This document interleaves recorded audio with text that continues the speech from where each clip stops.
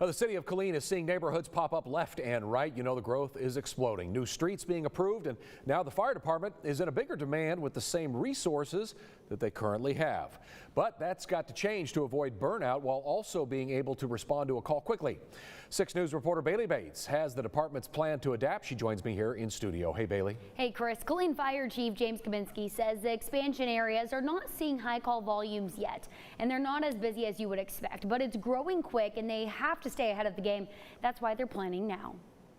Every second counts when somebody calls 911. Killeen Fire Chief James Kabinski says the standard and acceptable time frame for when you call 911 to when the first engine shows up at your door or the scene is 6 minutes. 7-year-old male, mama. 60 seconds or less for dispatch to tone out the crew, then 60 seconds for the crew to be rolling out the door. And the last 4 minutes left is for drive time, making station location key. Unfortunately, we can't do anything about stations. And there are areas in the south central part of town that need a fire station very badly. Killeen Fire Department currently has 8 stations across the city.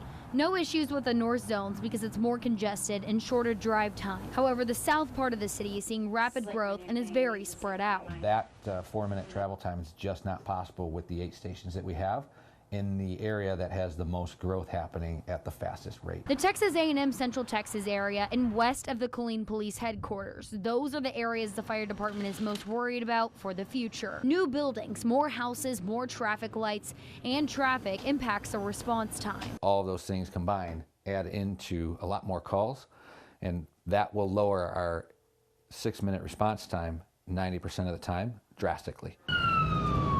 And the already standing stations are just too far. That's why Kabinski and the fire department need to add another fire station in the south region, and maybe even a second new one further down the road. But it has to be the right time for the city and also for the taxpayers. We have to make sure that we're being responsible with the taxpayer dollars. Kabinski says his department has all its response zones under control right now, but they know they'll have to change to keep up with the city. Killeen Fire is hoping to get a new station open in the south central area of the city within the next 2 years, of course pending city council's approval and the budget. Chris. It's going to cost, but it's going to be well worth it because the city's growing so much. Thank you, Baylee.